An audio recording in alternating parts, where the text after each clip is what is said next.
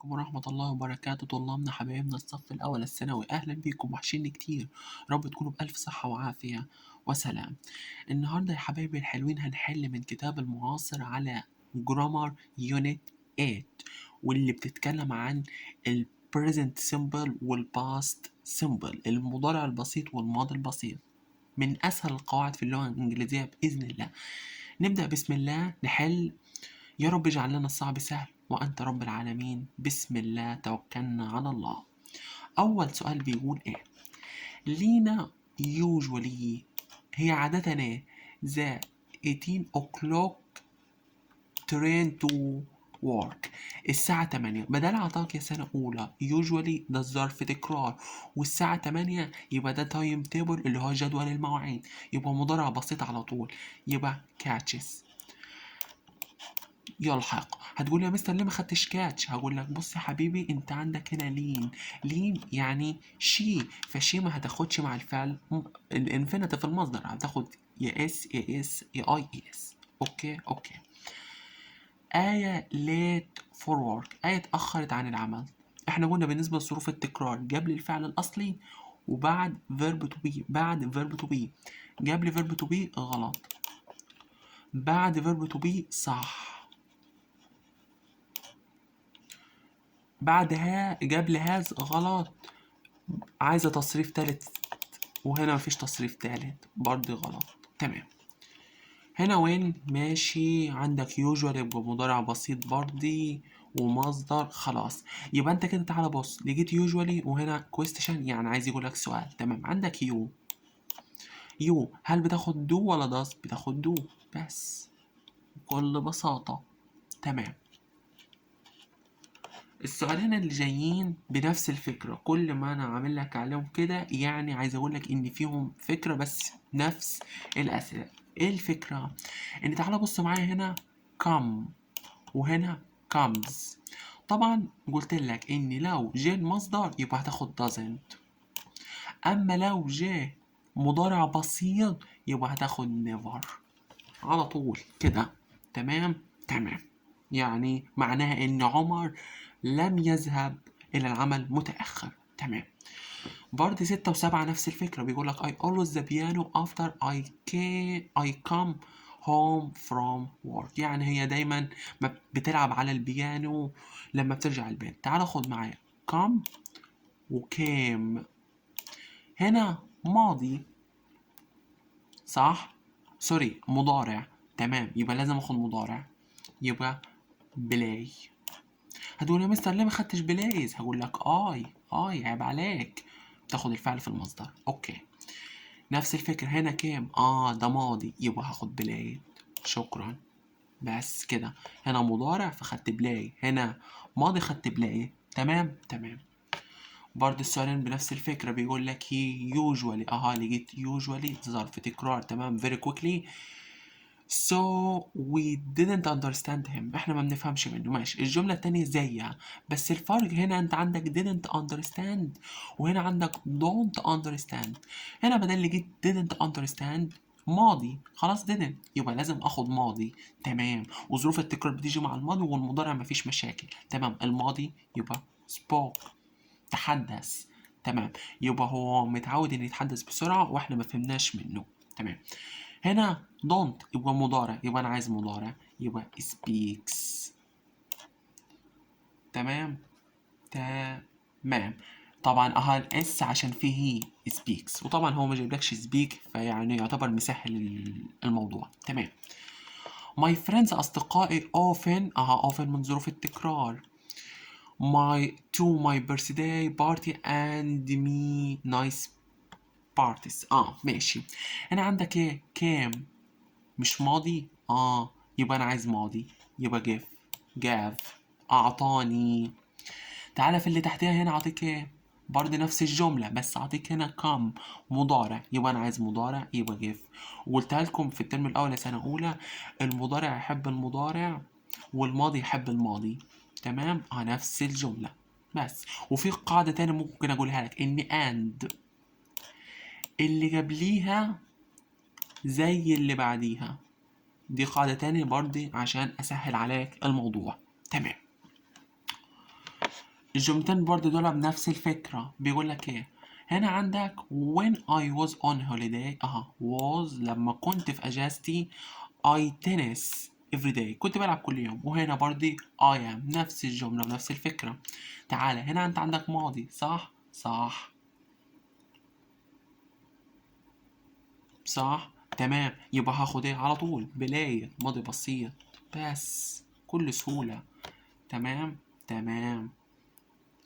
رقم 13 عندك مضارع ايام يبقى هاخد طبعا اكيد مضارع يبقى بلاي بس. وكل الامثلة دي قائمة على فكرة المضارع والماضي. تمام.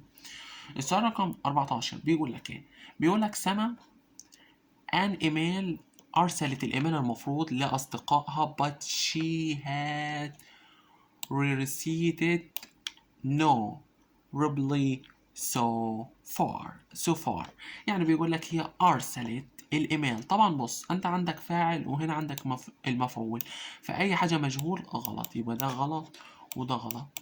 هل هتاخدها ماضي ولا مضارع؟ لا هاخدها ماضي عشان الجملة ماضي وأنا لسه قايل لك revised تتلقى ماضي ماضي يبقى الماضي أنا لسه قايل لك بيحب الماضي يبقى هاخدها sent أرسلت.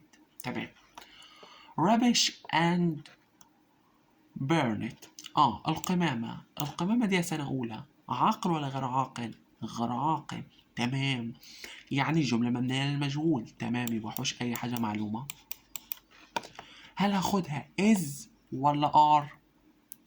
مفرد ولا جمع؟ هي مفرد ولا تعد خلاص يبقى is. تمام. rubbish بمعنى القمامة بنجمعها وبنحرقها. تمام. رقم 16 بوليسمان كتير من الطلاب هيتلخبطوا فيها. حرف الإي هنا معناها رجال الشرطة يعني ده جمع. تمام. رجال الشرطة عايز يقولك بيطاردوا الحرامية وبيقبضوا عليهم. تمام خلاص. ده مضارع صح ومبني للمعلوم يبقى الاي ان جي طبعا لا الماضي لا ده مضارع عشان حتى عندك ريسيت اللي هو معناه يقبض. خلاص. هل هاخد اللي فيها اس ولا اللي ما فيهاش اس؟ قلت لها خلاص جامع يبقى اللي ما فيهاش اس خلاص بمعنى يطارد. خلاص كده عرفناها. تمام. السؤال اللي بعده رقم 17 بيقول لك ايه بيقول لك زي attend هم بيحضروا the conference المؤتمر last month. بدل لقيت last ومدة يبقى ماضي بسيط على طول او ولو لقيت every ومدة يبقى مضارع. last ومدة ماضي every ومدة مضارع. تمام. انت عندك مصدر خلاص يبقى عايز didn't don't ده مضارع مش هتنفع was وير عايزين تصريف تالت وبيجوا في المجهول فغلط. تمام. 18 و 19 برضه نفس الفكرة. هي ايه she's a new every morning نفس الفكرة. it is a habit of hers. بص هنا عندك is وهنا عندك was برضه نفس الفكرة الماضي والمضارع. رقم 18 ده مضارع فأكيد هاخد مضارع يبقى هاخد reads. تمام عشان مع الشيء. تمام. هنا طبعا هاخد read لان احنا جايلين ان التلات تصريفات بتقعدوا زي بعض في حالة الماضي بيبقى بالشكل ده اللي هو read يقرأ. تمام. ماضي بسيط. تمام. السؤال اللي جاي 20 بيقول what time you برضه usually arrived at school when you were a student. لما كنت طالب خلاص لما كنت طالب دي احفظها لما تلاقي when you لما كنت طالب لما كنت عند 12 سنة او بتاع خلاص يبقى ماضي بسيط على طول. تمام. ماضي بسيط. هنا عندك do غلط ده مضارع does غلط would ده ماضي ملوش علاقة أنا عايز ماضي بسيط يبقى did فاعل المصدر arrive. اوكي. اللي بعديها نفس الفكرة. ايه الفكرة؟ بيقول لك when you take a taxi take هنا ده مضارع بيقول لك لما اخد التاكسي خلاص مضارع هاخد. عندك يدو او does هتعرفها ازاي؟ هعرفها هتبص مع يو هل هتاخد does؟ هتقول لي لا ده جمع يبقى هاخد do. تمام. يبقى what time do you usually arrive at school when you take a taxi. تمام. سؤال رقم 22 بيقول ايه؟ when I finished my homework I closed my office and a home. طبعا عندك بص when ماضي بسيط، ماضي بسيط يبقى returned، يبقى الجملة كلها ماضي. وقلت لك قاعدة حلوة عندك قفلت، هو بيقول لك لما خلصت الشغل قفلت المكتب ورجعت البيت. عندك هنا closed قفلت، وانا جاي لك ان and اللي قبلها زي اللي بعدها، وعندك 3 افعال كلهم ماضي. اوكي يبقى returned. تمام. this the moon نقط around the earth، بيقول لك القمر بيدور حول الارض. خلاص moves. ليه؟ لأن دي ليه خدتها مضارع بسيط يا مستر؟ هقول لك علشان دي حقيقة، أنا قلت لك إن الحقيقة الثابتة اللي لا تتغير باخد معاها مضارع بسيط. تمام، زي الشمس بتشرق من الشرق، القمر يدور حول الأرض، فدي حقيقة ما بتتغيرش. تمام، كده خلصنا. هندخل على السبيشال كيس، دي حالات خاصة، يعني بتبقى الأسئلة صعبة شوية، تقيلة، عايزة تفكير. تمام. عندك هنا برضه الفكرتين زي بعض. ايه الفرق؟ عندك once ده رابط بمجرد، قبليه ماضي بسيط فونز، بعديه ايه؟ لسه جاي لك الماضي يحب الماضي، يبقى اكيد هاخد read بس. reads ده مضارع، مستقبل لا، مضارع لا بس. عندك برضه once جه قبلها مستقبل والفون مع الروابط دي once او after او as soon as او كل الروابط دي قبلها مستقبل بعدها حاجة، يا مضارع تام يا مضارع بسيط، يا تام يا بسيط. طبعا انت هتبص هتلاقيش غير التام. هتقول يا مستر ما هو ريد ده بسيط، هقول لك لا في هي لازم احط له اس، لازم يبقى ريدز. اوعى تغلط في الغلطة البسيطة دي. تمام. السؤال 26 بيقول لك I was 12، يعني أنا لما كنت 12 سنة my family moved into this flat، يعني اتحرك أو نقلوا في هذا الشقة. فطبعا إيه خلاص when أنا قلت لك لما كنت عندي كذا، خلاص قلت لك when I was، يعني لما كان عندي 12 سنة أسرتي اتحركت أو نقلت الشقة. لأن during بيجي بعدها اسم، ما بيجيش بعدها جملة كاملة كده. as while لازم بعدهم ماضي مستمر، والكلام ده مفيش. تمام. it hardly in Egypt، hardly ده من ضمن ظروف التكرار، معناها بالكاد. تمام خلاص. انت عندك عايز تقول rains، هتقول ليه خدت اس؟ عشان it هي وشي it بياخدوا rains، مضارع بسيط. عندك hardly ظروف تكرار، ظروف التكرار يبقى مضارع بسيط. تمام. 28 بيقول لك as a school boy، لما كنت طالب يعني في المدرسة my uncle always تمام to school on foot، كنا بنذهب طبعا، كنا بنذهب طبعا هنقوله when. ليه يا مستر؟ فين اللي بيدل على الماضي؟ هقول لك لما كنت طالب في المدرسة، ما ده بيعبر عن الماضي. سكول بوي لما كنت ولد في المدرسة، يعني طالب مدرسي. عمي دايما كان بيوديني يعني للمدرسة على الأقدام. تمام. مام نقط باي all family numbers، قلت لك لما تلاقي باي وضمير ضمير فاعل أو ضمير مفعول يبقى جملة مبنية للمجهول بس. هنا معلومة غلط. عندك بينج، قلت لك بينج ما بتجيش في المجهول. هتقول لي ده ماضي مستمر، ما انا برضه ماضي مستمر مش عايزه، انا عايز ماضي بسيط، يبقى is loved. الأم محبوبة من الأسرة، من أفراد الأسرة يعني. تمام. رقم 30 دي تعتبر متكررة، بيقول لك هنا اختصار will I will phone as soon as. خلاص احنا لسه شارحين، قلت لك as soon as once بتاع جه قبليهم مستقبل، يبقى بعديهم ايه يا مضارع بسيط او تام، بسيط او تام. تمام. طبعا هنا البسيط finish. هتقول يا مستر ليه ما خدتش فينيشد؟ هقول لك اي عيب عليك، مش عايزكم تغلطوا في الحاجات البسيطة دي يا سنة أولى. تمام، يبقى finish بسيط أو تام. تمام. we all in Allah، عايز أقول نحن كلنا بنؤمن بالله طبعا. تمام. هنا هناخد believe. هتقولي ليه يا مستر خدت believe؟ هقول لك وي، هل هناخده معاها beliefs؟ هتقول لي لا خلاص يا مستر دي غلط. تمام. is believing ده مضارع بسيط مستمر، والفعل ده اكتبوه معايا سنة أولى ما بيجيش في الاستمرار، وأنا قلتها لكم. قلت لك إن believe وsing لأي حد ما يعرفهاش المعلومة دي اعرفها، إن believe وsing وكل الأفعال دي ما بتجيش في الاستمرار. want يريد. تمام. السؤال اللي بعده بيقول لك it's time we، دي قاعدة احفظها معايا سنة أولى ومشهورة، إن it's time فاعل ماضي بسيط went، دي قاعدة سهلة. it's time فاعل ماضي بسيط، أو I'd rather، أو if only، أو I wish فاعل ماضي بسيط. تمام. 33 بيقول لك إيه؟ the email sent، الإيميل أرسل before the office was closed، يعني بيقول لك الإيميل أرسل لي قبل ما أقفل البتاع. تمام. هنا انت عندك ماضي، وعندك هنا الجملة مبنية للمجهول. عرفتها ازاي؟ عشان هنا في مفعول.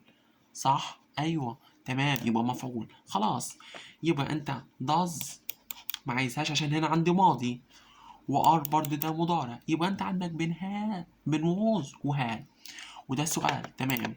هتقول يا مستر انا هاخد was عشان was مفعول تصريف تالت. الجملة مبنية للمجهول بيبقى بتتكون في الماضي البسيط من ووز أو وير مفعول تصريف تالت. هتقول يا مستر ما هات صح، ما هات برضه بيجي في لا، هقول لك هات فاعل تصريف تالت مش هات مفعول. ركز معايا، هات فاعل تصريف تالت، ده في السؤال بتاع الماضي التام. تمام. سؤال رقم 34 بيقول during his last holiday، في أجازتي اللي فاتت تامر ايه فوتبول افري داي، بيلعب كل يوم. خلاص لاست داي، مش قلت لك اي لاست ومده يبقى ماضي بسيط على طول، يبقى بلايد بس. تمام. هي نقط بلاينج تنس. تعالى عندك used to، مفيش حاجه اسمها used to الشكل ده، غلط. is used to verb to be وبعدين used to ing صح. used to عايزه الانفينيتيف مش ing، يعني عايزه مصدر. was used بس عايزة تو، لو كان في تو كانت تبقى صح، ناقصة تو. تمام. تمام، يبقى is used to ing. تمام. سؤال 36 بيقول لك ايه؟ have you seen her lately، يعني هل رأيتها بالفعل؟ بيقول لك yes I a her، أنا رأيتها when I was، لما كنت في الطريق إلى العمل the other day، بالأمس. هتقول يا مستر the other day دي بتساوي إيه؟ بتساوي yesterday، بتساوي yesterday. خلاص، يبقى كده أنت على طول عندك yesterday بتساوي، يبقى the other day بتساوي yesterday. تمام، يبقى ماضي بسيط. شكرا. وكمان حتة تاني أعرفك بيها، إن أنت هنا بيقول لك هل أنت رأيتها بالفعل؟ بيقول له أيوه، لو سكت كنت خدتها ماضي تام، أما هنا بيقول لك أيوه لما كنت في الطريق وكمل. تمام. وبطريقة أسهل خلاص عندك the other day ماضي بسيط، خلاص مفيش يعني ما هنلفوش وندوره. تمام. تمام. السؤال اللي بعده بيقول لك إيه؟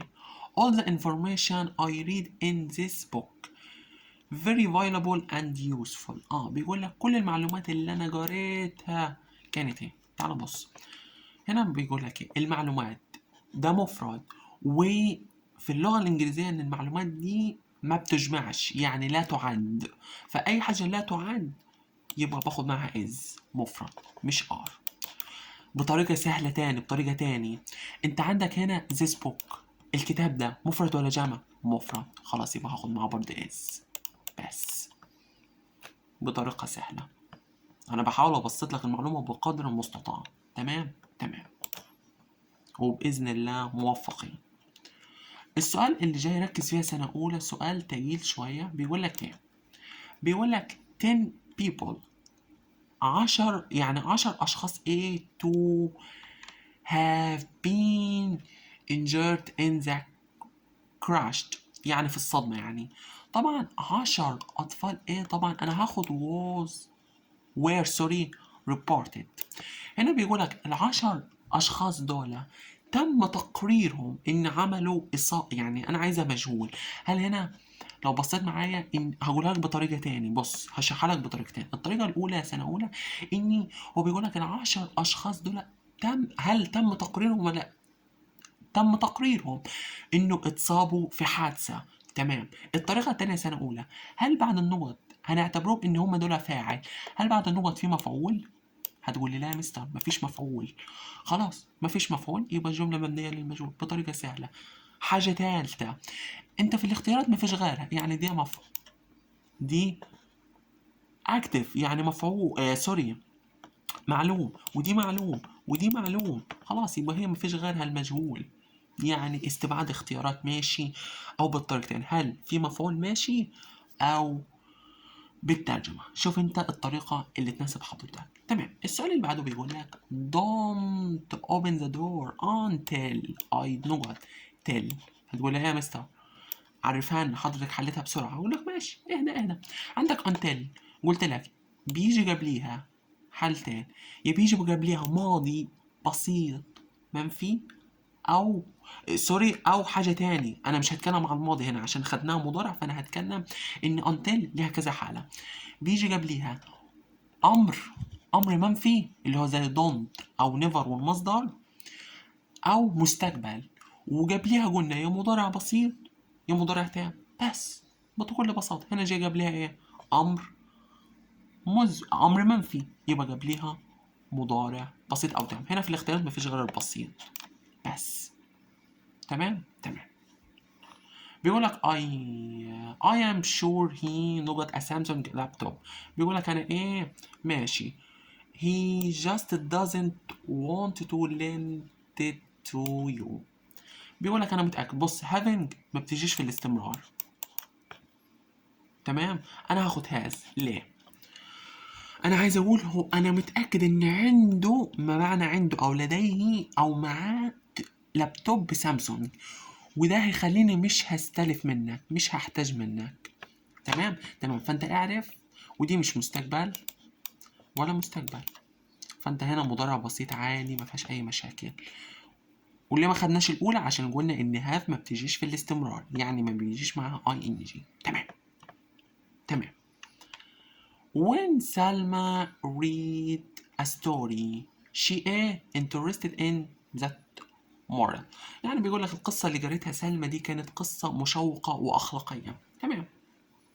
خد بالك إن يريد هنا هتقول يا مستر وأنا عارفة دي ماضي ولا مضارع؟ هقول لك ماضي.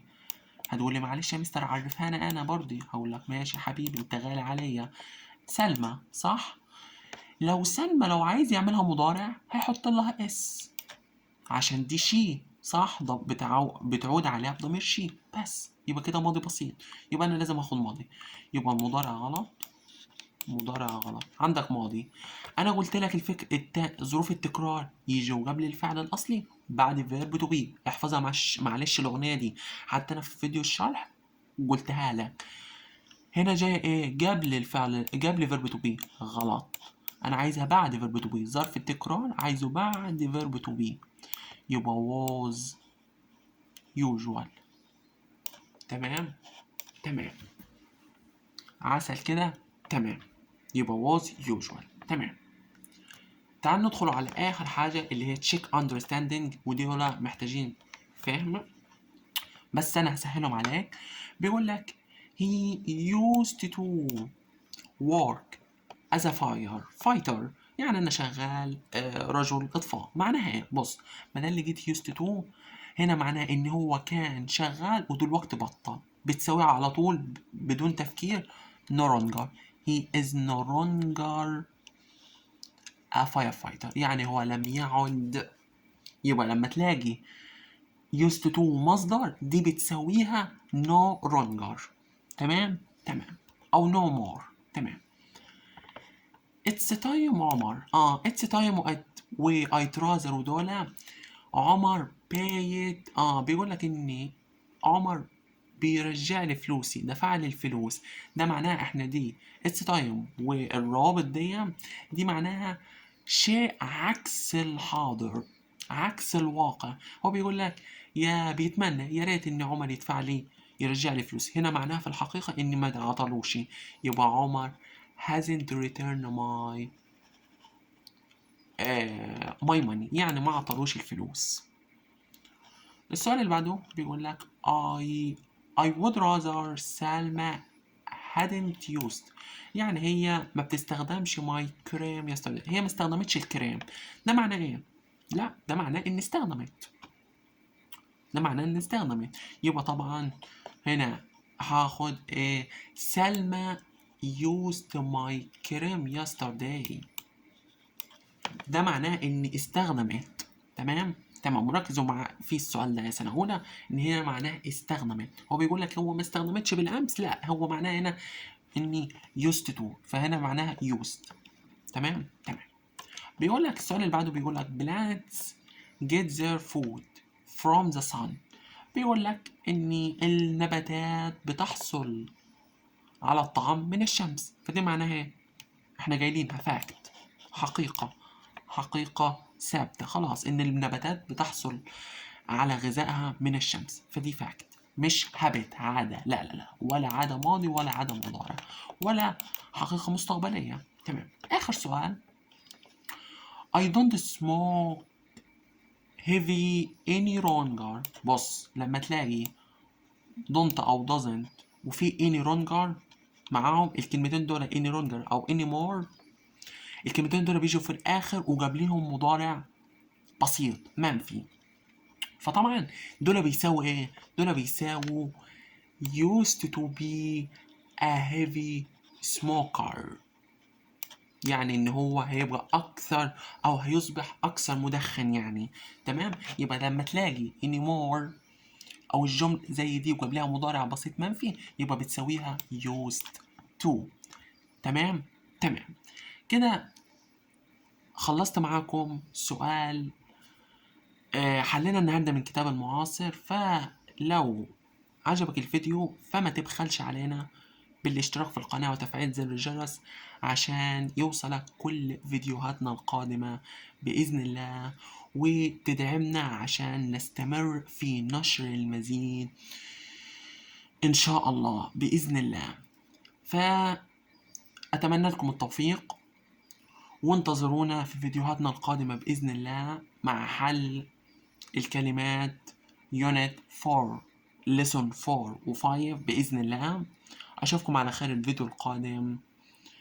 السلام عليكم ورحمة الله وبركاته.